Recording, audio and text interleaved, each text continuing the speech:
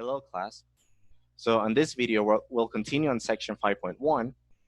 In the previous videos, we saw that we can approximate the area under a function above the x-axis. How do we do it? We did it with rectangles.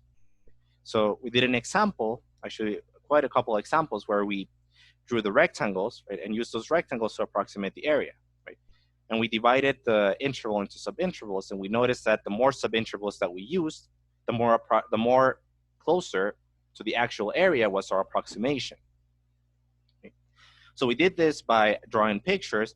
Then we also saw that we can do it without drawing pictures, right? All we need to know is what the change in x is, what the function is, and what the endpoints are. Right?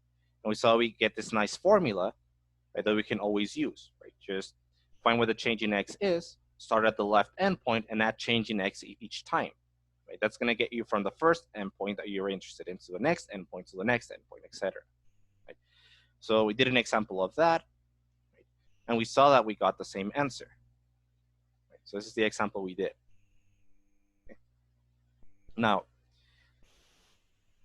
in those examples, we were always just using the left endpoint of each subinterval. We could choose other endpoints. Right? So in this video, we're going to see that we're going to see three different x values in each subinterval that we're going to be looking at. Before I do that, let me introduce this term. So I'm going to introduce the term Riemann sum.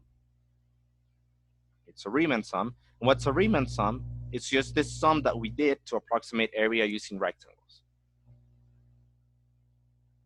So whenever you hear Riemann sum, that's what they're talking about. A sum of areas of rectangles to approximate some area.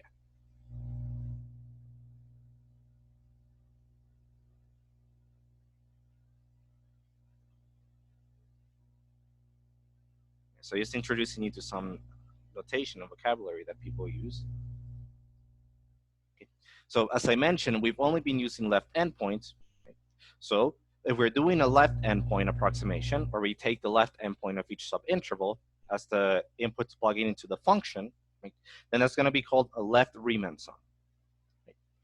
If instead we use the right endpoint of each subinterval, we're going to call it a right Riemann sum. Then the other type of sum we're going to check is if we, don't need the word endpoint here, is if we take the midpoint of each subinterval, in which case it's going to be called a midpoint Riemann sum. Okay. So just a thing to remember, Riemann sum is just this sum we've been doing to approximate areas using rectangles. And we're going to see these three different types: left endpoint, right endpoint, and midpoint. Okay. So we're going to see an example here. Let f of x be 9 minus x on the interval 3 to 8, and we want to approximate the area under f of x. And again, let me add here, and above the x-axis.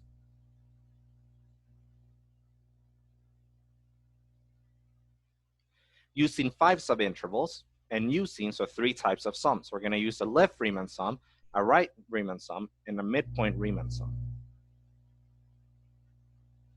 Okay. And we're going to use the same process as before. So always the first thing you want to do, find your change in x. Remember, change in x is the length of each subinterval. And the formula is always the same. Subtract the endpoints, divide by the number of subintervals. So we have 5 divided by 5, which is 1. So each subinterval is going to have length 1. And here I drew you I'm not going to draw the whole picture, but I did draw you a number line so you see what the subintervals are. So how do I find this? So in this case, it's very easy. But as we saw in the previous examples, all you need is find the first endpoint, which is 3, and then just add change in x. Right? To get to the next one, 3 plus change in x is 4, 4 plus change in x is 5, plus change in x is 6, etc., until you get to the other endpoint. Okay. So now let's go ahead and approximate the areas. So we're going to start with the left Riemann sum. I'm going to call it a sub L for left. It's going to be an approximation. So what is this going to be? Again, how do you do it? Since it's left endpoint, you evaluate the function of the left endpoint of each subinterval. Okay. So the length of each rectangle is always 1. The height is given by the function value evaluated at the left endpoint. Right? So the first one is f of 3. Now you only need to find the first endpoint. Why? Because for the endpoints in the other subintervals, all you do is add change in x. So what's the next one? The next area is 1 for the length times the height. It's f of 3 plus change in x. 3 plus change in x is 4. Change in x is 1 plus 1 times f of 5. 4 plus 1 is 5 plus 1 times f of 5 plus 1, which is 6. And then 1 more plus 1 times f of 6, which is 7. And you see that we end at the left endpoint of the last subinterval. So let me note one thing here. How do I know that I only need 5 terms in the sum? Well, the number of terms in the sum that you need is always going to be equal to the number of subintervals. If I'm using 5 subintervals, I need 5 terms in my sum. So I basically add change in x until I have 5 terms in my sum. Okay, so that's how I know how many I need. Or you can just see, oh, I got to 7. 7 is the left endpoint of the last subinterval. But to me, it's just easier. Okay, I need, for example, 20 subintervals. I need 20 terms in the sum. Okay, so this is this approximation. Let's go ahead and find what the area is, what this is, right? So f of 3. So the function is 9 minus x. So f of 3 is 9 minus 3, which is 6, times 1 is just 6, plus f of 4. 9 minus 4 is 5, times 1 is just 5. And since the function is just 9 minus x, we're just subtracting the x value each time to 9. So 9 minus 5 is 4, 9 minus 6 is 3, and then 9 minus 7 is 2. We add all of this, we get 20. So the left endpoint approximation gives us an area of 20. Now let's go to right endpoint approximation. So what do? The length of each subinterval, or change in x, is always the same. It's just 1. Now, again, as before, we only need to find precisely what is the first endpoint in the first subinterval. Right? So what's the right endpoint in the first subinterval? Well, we can see that it's 4. Right? So this is going to be f of 4. For all of the other ones, just add change in x to 4. Right? So the next one going to be 1 times f of 4 plus change in x, which is 5. Right? Change in x is 1, plus 1 times f of 5 plus 1, which is 6, plus 1 times f of 6 plus 1, which is 7. Then I need 5 terms in my sum since I have 5 subintervals, so I do one more. And you see that I end in the right endpoint of the last subinterval. Okay. Now remember, the function was 9 minus x, so I can go ahead and calculate this. So this was a sub r for right endpoint. Just go ahead and find what this is exactly. So f of 4, that's 9 minus 4, which is 5. 9 minus 5, which is 4. Plus 3, plus 2, plus 1. Which equals, so 5 plus 4 is 9, plus 3 is 12, 14, 15. So using a right endpoint approximation, I get 15. For the last one, we want to use a midpoint approximation. So how do we find the midpoint of each subinterval? Well, easy. All you need to do, just as with the previous ones, find the midpoint of the first subinterval, just the first one. So we need to find what this point is. Once you know that, just add change in x. And change in x is always going to get you to the next midpoint. So whatever this is, add change in x and you get here. Add change in x and you get here, etc. Okay, so all we need to know is what is the first midpoint. So how do you find the midpoint of the interval 3 to 4? The formula is very easy. Right? So to find the midpoint of the interval AB, well, you simply do a plus b divided by 2. And so you add the endpoints and divide by 2. So in our case, the first subinterval, the endpoints are 3 plus 4, divide by 2, and we get 7 halves. So that's the first midpoint. So in our approximation, the length is 1, the height is given by the function at the midpoint. As I mentioned, how do we find the other midpoints? Just add change in x to the first one. So next midpoint is going to be 7 halves plus 1.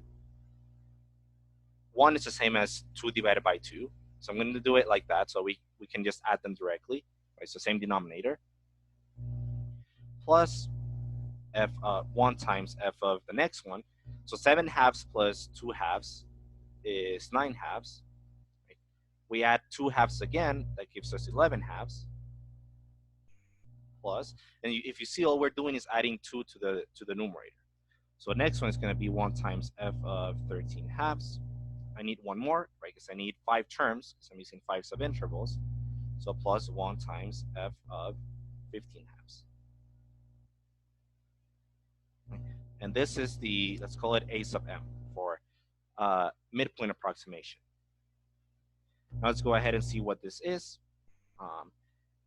Now 9 halves is the same as 18, sorry, 9 is the same as 18 halves. Right? So 18 halves minus 7 halves is 11 halves. So that's the first one.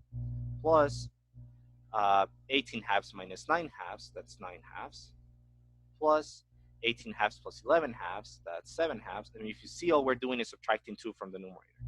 So the next one is going to be 5 halves. The next one is going to be 3 halves. If we add all this together, I believe we get 35 halves, which is 17.5. Okay. So let's compare. Right? We're using different heights for each approximation. Right?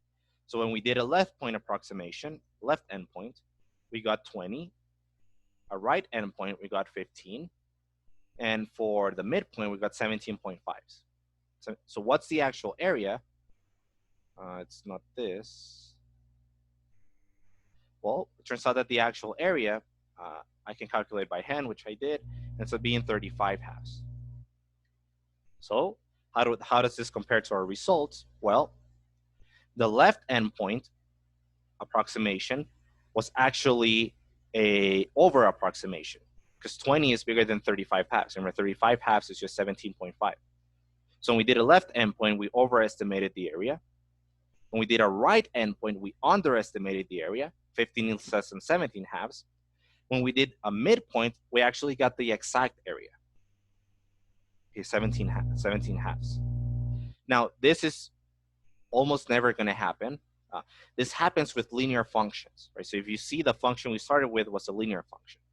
Whenever you have a linear function, you can always get the exact area by simply using a midpoint approximation. That's always going to give you the exact area, which we see is what happened here. Now, that's not something you need to know, right? It doesn't really matter. What matters is that we got approximations, so we compared them to the actual area. Okay. So now you know how to do a left endpoint approximation, or a left Riemann sum, a right endpoint approximation, right Riemann sum, and a midpoint approximation, or a midpoint Riemann sum.